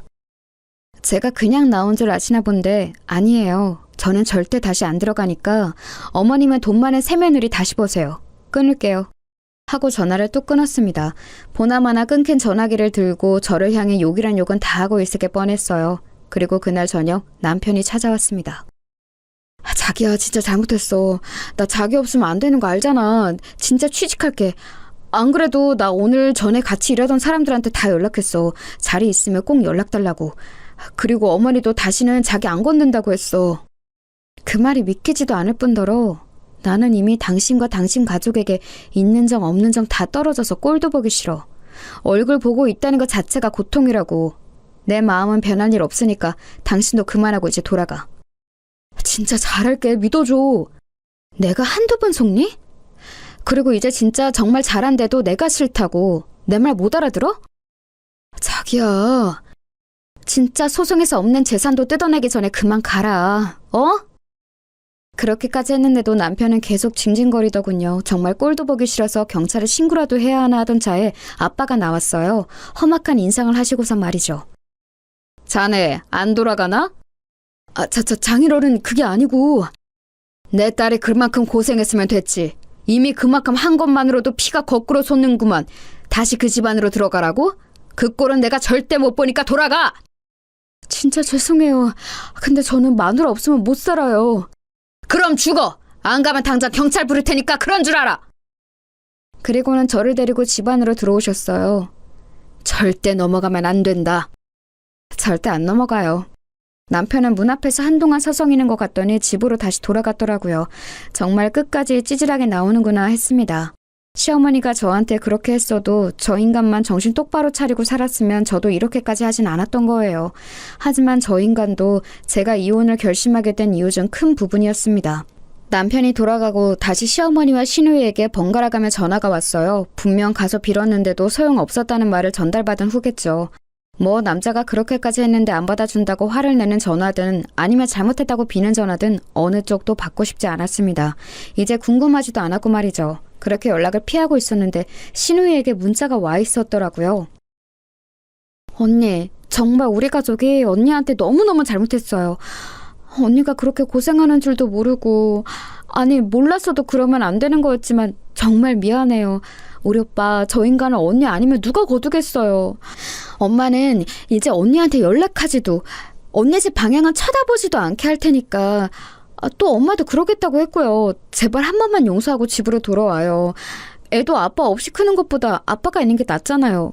그리고 오빠 취직 자리도 금방 생길 것 같아요. 진짜 한 번만 다시 생각해줘요. 구구절절 개소리더군요. 시어머니는 그럴 수 있는 사람이 아니었습니다. 물론 제가 돌아가면 초반에는 좀 그럴 수도 있겠죠. 하지만 결국 본성이 나올 거예요. 그리고 제가 실수를 하거나 잘못을 할 때만을 눈에 불을 켜고 기다리겠죠. 그런 일이 생기자마자 득달같이 몰상식한 말들을 해가며 저를 무시할 거고요. 저는 두 번 다시 그런 일을 당하고 싶지 않았습니다. 그리고 남편이 취직한다고 해서 달라질 것도 없었어요. 이미 그 사람에 대한 신뢰도 다 깨졌기 때문입니다. 다시 사업병에 도지지 말란 법도 없고요. 그래서 신우이의 문자도 그냥 무시했어요. 그리고는 이혼 서류를 남편에게 보냈습니다. 그리고 전화했어요. 도장 안 찍으면 일주일 내로 소송장 접수하러 갈 테니까 도장 찍어서 보내. 제가 한 발도 물러나지 않자 그제야 제 말이 모두 진심이고 절대 그냥 넘어갈 생각이 없다는 걸 알았나 보더라고요. 시어머니가 저희 집으로 찾아왔습니다. 물론 예상 못한 바는 아니었어요. 애비한테 말 다 들었다. 그동안 네가 정말 고생이 많았더구나. 말을 해주지 그랬니? 아직도 제 탓이세요? 그걸 말하면 저한테 잘해주고 말 안 하면 거지 같은 년 소리 들어도 되고요? 그건 내가 그때 너무 흥분해서. 미안하다. 흥분을 매번 하시잖아요. 어머님은 그게 한 번도 아닌데 왜 한 번 그런 것처럼 말하세요? 너희 하는 일에 이제 하나도 간섭 안 하고 아예 안 보고 산다고 해도 괜찮다. 그러니까 갈라서는 것만큼은 다시 생각해보면 안 되겠니? 정말 속내가 뻔히 보이지 않나요? 아들이 진 빚을 아들 혼자 혹은 자신들이 떠안게 생겼으니 저러는 게 뻔히 보였습니다. 아마 남편이 이야기를 자세히 했겠죠.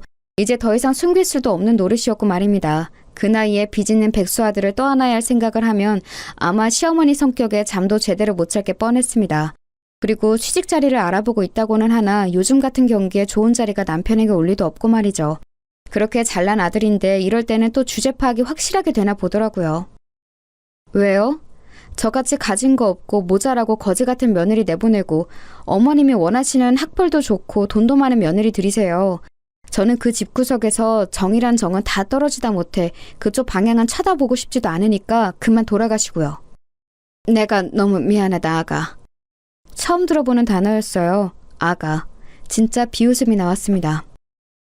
어머니가 이러셔도 진짜 소용없어요. 왜 이러시는지 알겠는데 전 정말 돌아갈 마음이 눈꼽만큼도 없어요. 더 이상 밤낮 없이 일하면서 그 인간 빚 갚아주고 싶지도 않고 지 부인은 밤을 새가면서 인형 만드는데 방 안에서 욕이나 해대며 게임하는 한심한 꼴 생각만 해도 치가 떨려요. 그러면서 자기 아들 잘났다고 며느리 무시하는 몰상식한 시어머니가 있는 그 집안으로 다시 안 돌아가니까 포기하고 그만 돌아가세요. 그러자 무릎을 꿇더군요. 그건 좀 예상 밖이긴 했습니다. 정말 미안하다, 아가. 진짜 다시는 그런 일 없도록 하마. 네가 우리 집 복인 것도 모르고 애비는 내가 혼쭐을 냈다. 그만 돌아가자, 어? 자꾸 이러시면 재산분할 소송도 겁니다, 저. 그러면 제가 갚았던 빚까지 토해내야 하는 거 아시죠? 그렇게 말하니 눈빛이 변하더군요. 그리고 자리에서 슬쩍 일어나더니 좀 전보다 날이 선 말투로 물었습니다. 역시 그런 사람이었어요. 진짜 안 돌아갈 거니? 네. 애 딸린 이혼녀가 다시 시집을 갈 수 있는 것도 아니고 혼자서 뭘 어떻게 먹고 살겠다고 이렇게 무모하게 구는 거니? 아직 애비한테 다 못 들으셨나 본데 제가 인형 만들어서 버는 돈이 애비가 저한테 가져다 준 월급보다 많거든요. 혼자서 충분히 애 키우면서 살 수 있는 돈이고 이제 결혼을 질려서 다시 하고 싶은 마음도 없어요. 그니까 제발 좀 돌아가세요. 제가 제 밥벌이는 충분히 하고도 남는다는 말에 놀란 듯 표정이 잠시 변하더군요. 그 인형 쪼가리 팔아서 그렇게 돈이 된다고? 네, 그러니까 제 밥벌이는 걱정하지 마시고 돌아가세요. 적어도 지금 애비보단 훨씬 잘 먹고 잘 살 수 있으니까. 시어머니는 가지 않고 계속 뭔가 말하려는 듯 했지만 외출을 했다 돌아오신 저희 엄마와 마주치는 바람에 돌아가야 했습니다. 저희 엄마가 화를 엄청 내셨거든요. 그동안의 울분을 다 토해내셨어요. 내 딸이 그런 소리를 들어가며 그 집구석에 있었을 생각만 하면 제가 자다가도 벌떡 깨니까 험한 꼴 보기 전에 돌아가세요. 그렇게 돌아간 시어머니는 아마 제 인형을 좀 찾아본 모양입니다. 그리고는 생각보다 인기가 많다는 사실에 놀라던 것 같더라고요. 그날 이후로 정말 매일매일 전화와 문자가 왔습니다. 아가야, 내가 정말 미안했다. 다시 한번 생각해봐. 너 아니면 저런 모자란 애비 누가 걷어주겠니? 내가 정말 잘하마. 여보, 진짜 이혼할 건 아니지? 돌아올 거지? 번갈아 가면서 오는 연락에 정말이지 진절머리가 나더군요. 태도가 이렇게 싹 바뀔 수 있다는 것도 말입니다. 결국 경고한 일주일이 지나서도 도장 찍힌 이혼 서류는 받을 수 없었어요. 그래서 변호사를 찾아갔습니다. 그리고는 이혼 소송을 준비했어요. 그런데 그 사람들은 제가 조용하니까 이혼을 안 하려나 보다 생각한 모양이더라고요. 자기야, 일단 집으로 들어와. 같이 살 거면 얼굴은 봐야지. 아가, 이혼 안 할 거지? 그 사이에 저는 조용히 소송을 준비했습니다. 알아보니 소송 사유가 되고 또 남더라고요. 시어머니가 저한테 한 폭언들은 증명을 할 수는 없다고 쳐도 사업을 말아먹은 남편이 1년 가까운 시간 동안 아무것도 하지 않고 방 안에 틀어박혀서 게임만 한 것만으로도 충분하다고요. 아, 그리고 사실 폭언은 문자라도 증거들이 좀 남아있기도 했고 말입니다. 소장을 작성하고 집으로 날아간 것 같았습니다. 그날 바로 득달같이 달려올 줄 알았는데 며칠간은 조용했어요. 나중에 보니 아마 그 사이에 변호사를 만나러 간 것 같았습니다. 이게 진짜 이혼 사유가 되는지, 된다면 정말 재산 분할을 해서 제가 갚은 빚도 일정 부분 돌려줘야 하는 건지 같은 것들 말입니다. 많지는 않지만 조금은 돌려받을 수 있는 것 같더라고요. 그리고 소송을 하면 그쪽이나 저나 변호사 비용이 들 테니까 지금 사정이 어려운 남편 쪽에서는 쉽게 변호사를 쓰거나 하진 않을 듯 보이긴 했습니다. 아니나 다를까 좀 알아보고 자기네들이 불리한 걸 알았는지 전화가 왔어요. 진짜 이혼하려는 거야? 그럼 내가 여태 장난하는 줄 알았어? 꼭 진짜 해야겠어? 애 생각은 안 해? 헐씨구, 애 생각한 양반이 1년 가까이 방 안에서 안 나오고 게임이나 처하셨어요? 이제 와서 애 생각? 지나가던 개가 웃겠다, 어? 당신 이렇게 잔인한 사람이었어? 당신이 지금 나 이렇게 버리면 나는 다시 못 일어날 수도 있는데! 이제는 협박을 하더라고요. 정말이지 기가 찼고 절대 돌아가서는 안 되겠다는 생각만 점점 강해졌습니다. 당신은 그전에도 못 일어섰잖아. 너 어제도 게임했지? 내가 모를 줄 알았냐? 사실 어제도 신용카드를 긁었다고 문자가 왔었거든요. 게임에 등록되어 있는 카드가 제 카드였는데 그걸 깜빡 잊은 것 같더라고요. 당황한 기색이 전화기 너머서도 느껴졌습니다. 아니 그건 그 신용카드 어제 그 결제 문자 받은 뒤로 바로 해지했으니까 앞으로는 네 카드로 긁어. 그리고 그냥 끝이야 넌. 알아? 그리고는 전화를 끊었습니다. 정말 등신 같지 않나요? 그걸 또 처할 생각을 한 것도 한 거니와 제 카드가 등록되어 있는 것도 있고 결제를 하다니요. 진짜 한숨도 안 나왔어요. 그리고 며칠 뒤 변호사에게 전화가 왔습니다. 남편 쪽에서 합의 이혼을 바란다고요. 그래서 그 자리에 나갔어요. 저도 웬만하면 소송까지 가고 싶은 생각은 없었거든요. 네가 이렇게 독한 애인 줄 몰랐다. 제가 독한 게 아니라 저를 이렇게 만든 게 어머님이랑 어머님 아들이죠. 어떻게 어른이 이렇게까지 하는데 한 번도 다시 생각해줄 생각은 안 하니? 그건 그동안 어머님이 저한테 잘 해주셨을 때 이야기죠. 제가 어머님을 모르는 것도 아닌데 그런 어머님의 말이 저한테 먹힐 거라고 생각하세요? 2년이 참아주니까! 결국 본색이 나오더라고요. 그 모습을 가만 보던 변호사님이 한마디 거들었습니다. 합의하러 오신 거 아니에요? 이러면 저희도 소송 갑니다. 그 말에 이를 악물더니 자리에 앉더라고요. 사실 저희 의뢰인은 소송을 하는 게 나아요. 한 푼이라도 더 받으니까요. 그런데 빨리 인연을 끊고 싶어하는 마음이 크니까 합의 요청을 받아들인 거고요. 근데 자꾸 이렇게 비협조적으로 나오시면 안 되죠. 저희가 봐드리는 건데. 네, 알겠으니까 빨리 진행하시게. 변호사 사무실을 아무리 다녀봐야 나오는 결론은 같았을 겁니다. 저한테 위자료나 재산 분할의 권리가 있다는 것만 확인받았겠죠. 재산 분할과 위자료를 받지 않는 대신 양육권은 제가 가져오는 것으로 합의를 했습니다. 그 와중에 양육비에 대한 이야기도 하길래 단호하게 이야기했어요. 양육비 안 줘도 돼요. 대신 아이에 대한 모든 권리는 저한테 주는 걸로 동의하고 제 허락 없이는 만나지도 못하는 걸로 하면 오케이 할게요. 그 말에 남편은 좀 고민을 하는 것 같았지만 시어머니는 옆에서 그냥 사인하라고 재촉을 하더군요. 지금 남편의 형편에 양육비를 줄 수도 없는 것도 없는 거였지만 아이 처음 낳았을 때부터 딸이라고 구박했던 게 생각나는 건 어쩔 수 없었습니다. 아이를 딱히 예뻐한 적도 없고요. 저런 할머니는 아이를 위해서라도 없는 게 나아요. 그래도 가끔 보기는 해줄 거지? 아예 못 보게는 안 할 테니까 사인이나 해. 남편이 망설이더니 결국 자기 엄마 등살에 못 이겨 사인하더라고요. 저런 인간을 남편이라고 믿고 결혼하고 살아낸 지난 모든 날이 정말 후회가 되는 순간이었습니다. 그리고 동시에 홀가분하기도 했어요. 그렇게 합의 이혼을 했습니다. 그 집안과는 완전히 끝났어요. 모든 게 끝나고 나오는 길에 시어머니가 저에게 했던 말이 아직도 생각이 나네요. 너보다 100만 배는 나은 새 며느리 드릴 테니까 두고 봐. 꼭 그러세요. 자기 아들은 금방 다시 재기할 거고 저보다 훨씬 나은 며느리를 볼 거라는 그 악에 바친 다짐을 들으며 돌아섰어요. 뒤에서 고래고래 고함을 지르는 소리도 그냥 웃어 넘겼습니다. 이제 정말 끝났으니까요. 여기까지 이야기하면 아마 뒷이야기를 궁금해하시는 분들이 많으시겠죠. 그래서 뒷이야기를 덧붙일게요. 아마 많은 분들이 원하는 사이다 같은 결말이긴 할 겁니다. 남편은 예상대로 제대로 된 취직 자리를 알아보지 못했어요. 여기저기 작은 회사들을 조금 다니다 잘리거나 그만뒀다고 하더군요. 사업을 했던 시기를 아직도 잊지 못하고 회사 생활에 적응을 못하는 것 같았습니다. 결국 집을 팔았다고 들었어요. 저희가 살던 그 집을 팔아 빚을 다 정리하고 지금은 시댁에 들어가서 살고 있다고 하더군요. 밤새 게임만 하는 아들을 보며 제 속 터지는 심정을 그대로 겪고 있을 시어머니를 생각하니 정말 고소했습니다. 그리고 제 인형은 입소문이 점점 더 더해져서 이제는 함께 동업해서 사업을 하자는 사람이 생길 만큼 사이즈가 커졌어요. 사업에 대한 편견 때문에 아직 본격적으로 시작하지는 않았지만 말입니다. 이미 혼자서는 감당이 안 되는지라 조만간 뭐든 해야 할 것 같긴 합니다. 벌이도 괜찮고 아이도 잘 크고 있어요.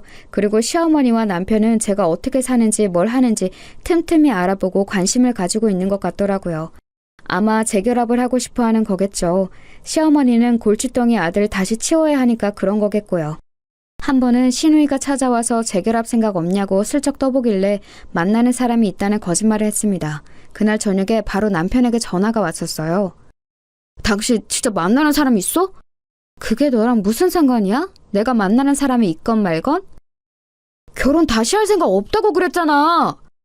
그때는 없었지. 지금은 좋은 사람이 있으면 할 건데? 진짜 결혼까지 생각하는 사람이 있다는 말이야? 아니 글쎄 그러던 말던 네가 무슨 상관이냐고. 그러고는 정말 화가 나서 전화를 확 끊어버렸어요. 아니 지가 뭐라고.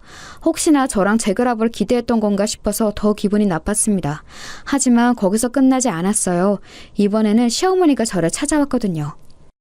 만나는 사람이 있다는 게 진짜니? 아니 그러거나 말거나 대체 무슨 상관이시라고 돌아가면서 이 난리를 치시는 거예요? 결혼 생각 없다고 해서 우리가 양육권을 포기한 게 아니니? 거짓말하지 마세요. 양육비 내기 싫어서 포기하신 거잖아요. 그리고 혹시나 애 가지고 협박할 생각하지 마세요. 이미 다 알아봤어요. 제가 재혼한다고 해서 양육권을 다시 돌려줘야 할 의무도 없고 만약에 그러면 그동안의 양육비도 청구할 수 있다고 하니까. 그 말에 시어머니가 움찔하더군요. 이미 거기까지 다 알아본 거니? 너도 참 독하다. 어머니만 하겠어요. 다시 찾아오지 마세요. 그리고 혹시나 재결합 이런 건 꿈도 꾸지 마시고요. 어머님이 그 호언장담한 저보다 몇 배 나은 며느리 보시게 되면 꼭 연락 주세요. 직접 가지는 못해도 축의금은 낼 테니까. 아니 저게... 뒷말은 듣지도 않고 돌아섰습니다. 무슨 소리를 하는 건지는 몰라도 고래고래 소리치는 게 들려오더라고요. 정말 징그러울 만큼 한결같으신 분이죠? 그러고선 그 사람들에게 아직까진 더 이상 연락은 없어요. 돈 문제만 걸고 넘어지면 조용해지는 시어머니 덕이라고 해야 하나요? 아마 매일 방에서 안 나오고 게임만 하는 백수 아들을 보며 매일매일 속 터져하는 중일 겁니다. 그게 그분이 받으시는 벌이라고 생각해요. 그리고 자신의 잘못을 어떤 식으로든 후회하겠죠. 과거에 제가 있었던 시절을 그리워하면서 말입니다. 저는 결코 그 염원을 들어줄 생각이 없지만 말이에요. 저는 더 성공할 거예요. 이미 그렇게 되어가고 있고요. 그리고 지금은 만나는 사람이 없지만 언젠가 좋은 사람이 있다면 연애도 결혼도 할 수도 있겠죠. 물론 아직까지는 결혼의 결자만 들어도 치가 떨리지만 세상에는 전 남편이나 전 시어머니 같은 사람만 있는 건 아니잖아요. 아이는 잘 크고 있답니다. 원래 남편도 아이에게 그닥 살갑거나 잘 봐주던 사람이 아니라서 아빠를 찾지도 않아요. 오히려 자신을 너무너무 예뻐하는 외할머니와 외할아버지를 너무 좋아하고 따라서 제가 다 섭섭할 지경이라니까요. 요즘은 제가 밤낮 없이 바쁜 바람에 아이의 양육을 거의 제 부모님이 하고 계셔서 그게 너무 죄송할 따름이에요. 물론 두 분은 너무 좋다고 하시지만 그래도 아이 보는 게 보통 일은 아니니까요. 그래서 이번 여름에는 다 같이 해외로 휴가를 나가기로 했어요. 가족끼리 다 같이 가는 해외여행은 처음인지라 벌써 두근거리네요. 저는 지금 너무 행복합니다. 그 전에 혼자 아이를 키우는 게 겁나서 아이가 아빠 없이 자라는 게 무서워서 망설였던 지난 날들이 후회될 정도로 말입니다. 그런 사람들과는 헤어지는 게 맞았어요. 그런 집안에서는 아이도 행복하지 않았을 테니까 말입니다. 길다며 긴 제 이야기 들어주셔서 감사합니다. 참고 사는 것만이 능사는 아니라는 건 여러분도 늘 생각하시고 하실 말은 하시면서 그렇게 사셨으면 좋겠어요. 가만히 있으면 정말 호구 취급하는 사람이 너무 많더라고요. 아, 밥 먹을 시간이네요. 그럼 저는 여기서 제 이야기를 마칠게요. 즐거운 하루 보내세요.